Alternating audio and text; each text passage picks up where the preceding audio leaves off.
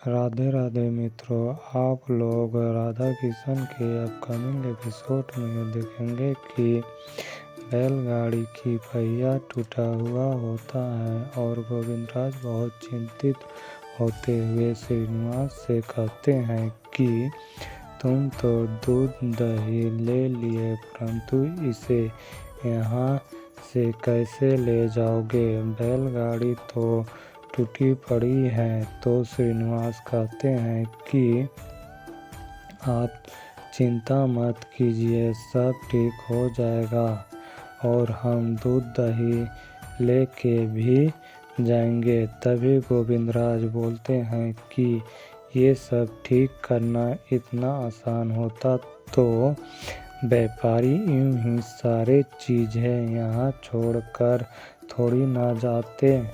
तो फिर श्रीनिवास बैलगाड़ी की पहिया को उठाकर लाते हैं और फिर पहिए की कुंजी को चुटकी बजाकर ले आते हैं और बैलगाड़ी ठीक कर देते हैं। फिर गोविंदराज को आवाज़ देते हैं कि चलिए।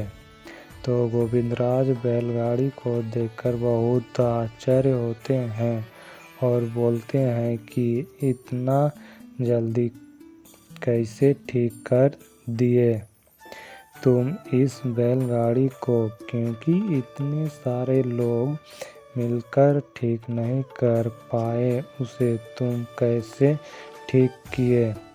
तो श्रीनिवास हाथ जोड़कर कहते हैं कि सब महादेव की कृपा है। तो गोविंदराज कहते हैं कि आज तो तुम चमत्कार पे चमत्कार किए जा रहे हो श्री, मुझे चक्कर आ रहे हैं ये सब देखकर।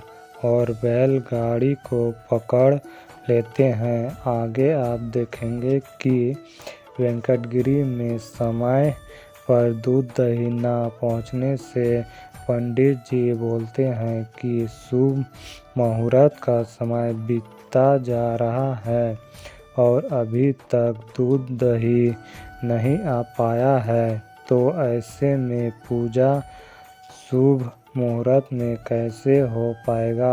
तभी वासु क्रोधित होते हुए सेवकों से कहते हैं कि जाओ जाकर देखो कि क्या हुआ, जो अभी तक दूध दही क्यों नहीं आया है।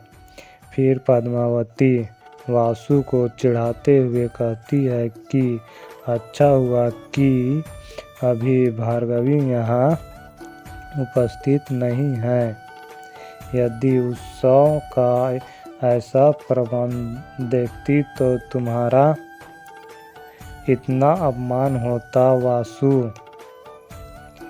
फिर उमा दौड़कर भार्गवी के पास आती है और कहती है कि मैं इस उत्सव को लेकर बहुत उत्साहित थी, परंतु अब लगता है कि यहाँ उत्सव होगा ही नहीं।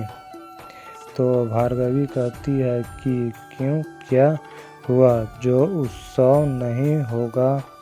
तो उमा बताती है कि जो व्यापारी दूध मक्खन लेकर आने वाले थे वो अब तक नहीं पहुँचे हैं और पुजारी ऐसे कह रहे थे कि समय पर दूध मक्खन नहीं आएगा तो उत्सव नहीं मनेगा।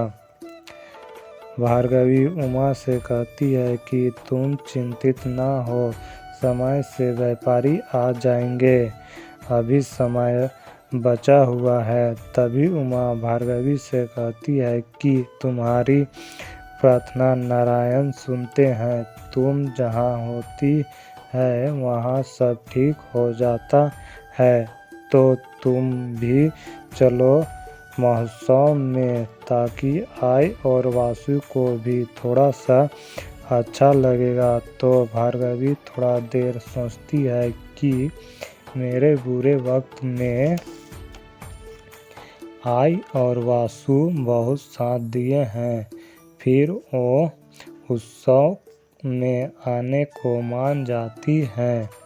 फिर आप आगे देखेंगे कि पद्मावती फिर से चिढ़ाते हुए वासु से कहती है कि मेरी मानो तो तुम यहाँ से चले जाओ, क्योंकि महोत्सव की तिथि तो अब समाप्त होने वाली है। अपमानित होने से अच्छा है कि तुम यहाँ से चल जाओ। फिर सेवक दौड़कर आते हैं और वासु से कहते हैं कि व्यापारी कहीं नहीं मिले।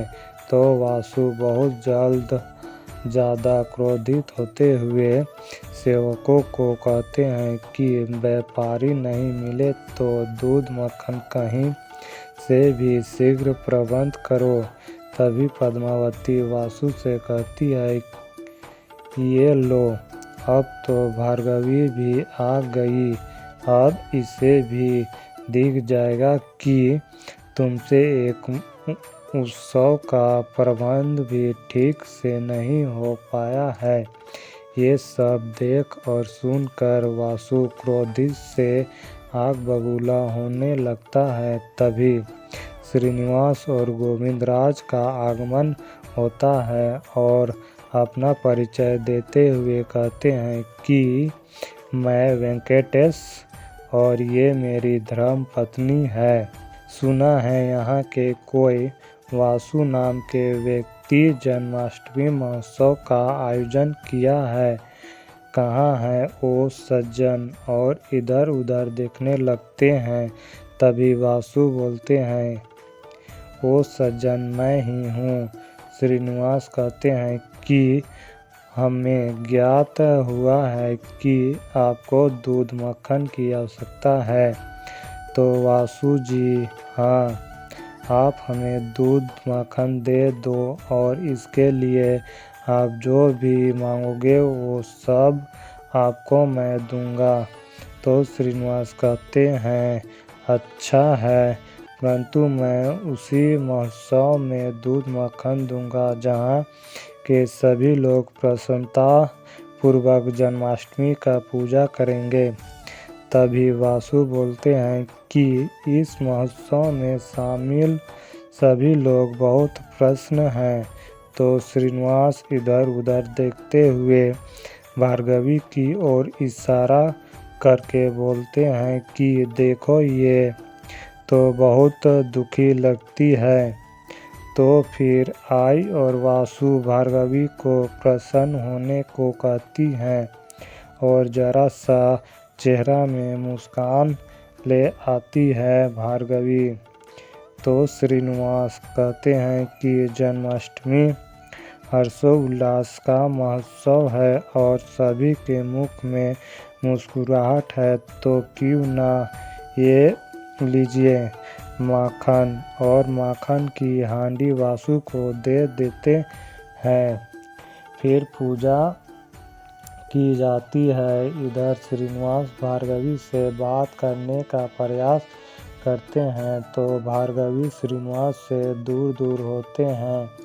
फिर भी श्रीनिवास भार्गवी से बात करते हुए अपना परिचय करते हैं और फिर बताते हैं, ये सब तो एक बहाना है, मेरा यहाँ आने का तो कोई और ही कारण है। तो भार्गवी आश्चर्य से कहती है, क्या ये क्या तुम कह रहे हो?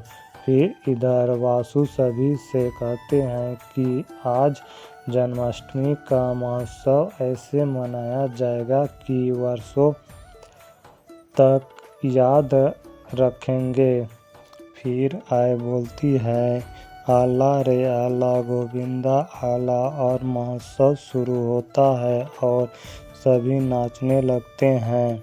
आगे आप देखेंगे कि आय वासु से कहती है कि राजकुमार, आपने जैसा चाहा वैसा ही महोत्सव का आयोजन हुआ, परंतु एक प्रश्न ये है कि इस मटकी को फोड़ेगा कौन?